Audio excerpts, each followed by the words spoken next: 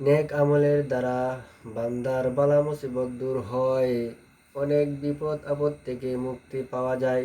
সে সম্পর্কে হাদিসে কি বলা হয়েছে?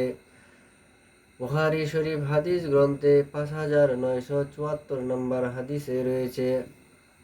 হযরত ইবনে উমর রাদিয়াল্লাহু তাআলা আনহু থেকে বর্ণিত, তিনি বলেন, নবী করিম সাল্লাল্লাহু আলাইহি ওয়াসাল্লাম বলেছেন,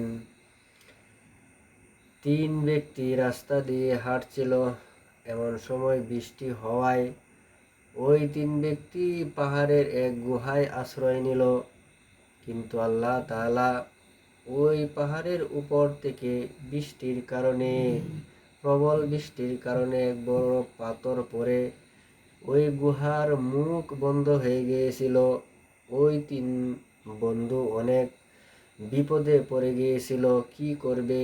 ওই গুহা থেকে বের হতে পারছে না। ওই গুহার সামনে মুখের মধ্যে এক বড় পাথর পড়ে গেল, যে পাথর তারা তিনজন কেউই সরাইতে পারে না। এমন সময় এক ব্যক্তি বলল, তোমরা নিজ নিজ নেক আমলের বিনিময়ে আল্লাহর কাছে সাহায্য চাও, হয়তো আল্লাহ তাআলা আমাদের এই সাহায্যটুকু করার ক্ষেত্রে আল্লাহ তাআলা সাড়া দিতে পারে। সেই কথা অনুযায়ী এক ব্যক্তি আল্লাহর কাছে দোয়া করতে লাগলো, কান্নাকাটি করতে লাগলো, গো আল্লাহ, আমি আমার বৃদ্ধ মাতা পিতাকে ঘরে রেখে আসিয়াছি, আমার ছোট ছেলে মেয়েরা আছে। আমি বাহিরে পশু চড়াতাম, ওই পশুর দুগ্ধ আমি বাড়িতে নিয়ে যেতাম, পরিবার পরিজনদেরকে খাওয়াতাম। ওগো আল্লাহ, আমি আমার পশুর দুধ দহন করে সর্বপ্রথম আমি আমার মাতা পিতাকে পান করাতাম, তারপর আমার সন্তানাদিদেরকে দিতাম। গতকালকে আমি আমার দুধ দহন করার ক্ষেত্রে দেরি হয়ে যায়, রাত্র যখন গভীর হয়ে যায়, সেই দুধটুকু আমি যখন মাতা পিতার রুমে নিয়ে যাই, আর ওই সন্তানেরা আমার পা ধরে কাঁদছিল, আমার পা ধরে কান্না করছিল দুধ খাওয়ার জন্য।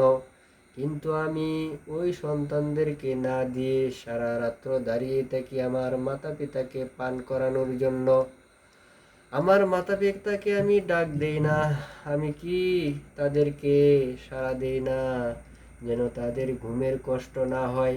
অবশেষে যখন ভোর হলো, তারা উঠলো, আমি তাদেরকে আগে দুধ পান করাই, তারপর আমার সন্তানদেরকে দিয়েছিলাম।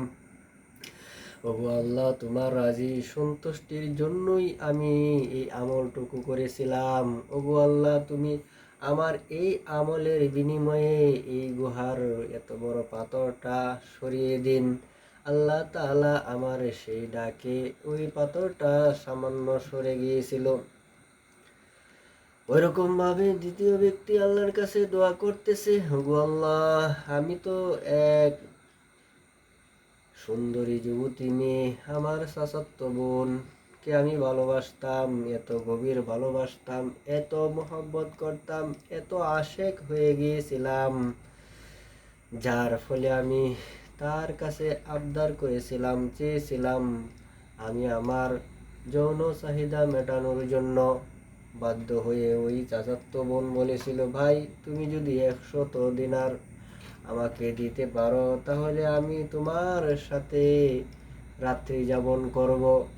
আমি কোনো ক্রমে ওই 100 দিনার নিয়ে আমার চাচাতো বোনের কাছে গিয়েছিলাম রাত্রি যাপন করার জন্য।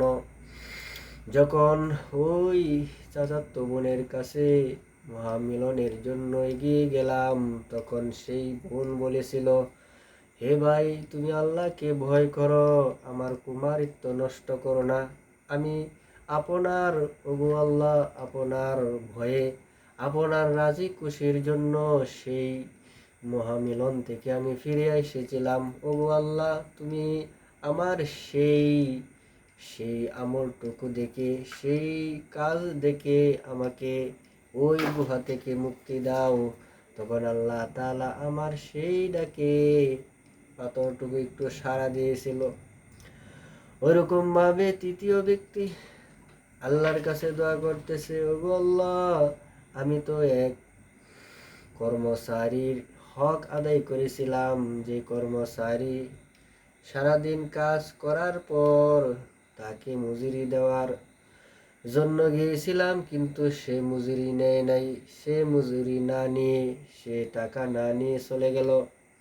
আমি তার সেই টাকা সঠিকভাবে ব্যবহার করে অনেক মাল বৃদ্ধি করেছিলাম, অনেক টাকা বাড়িয়েছিলাম।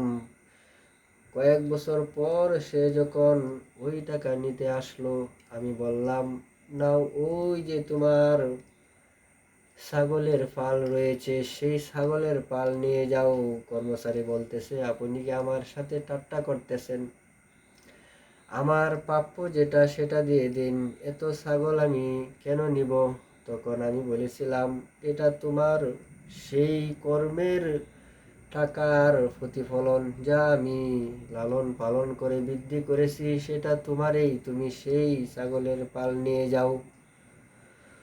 তখন ওই কর্মচারী ওই ফলগুলা সম্পূর্ণ নিয়ে গেল।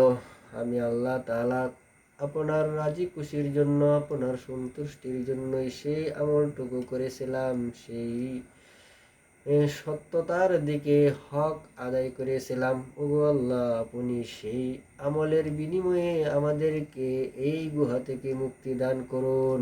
তখন আল্লাহ তাআলা আমাদের এই দোয়ার বিনিময়ে গুহার পাথরটা আল্লাহ তাআলা সরিয়ে দিয়েছিলেন।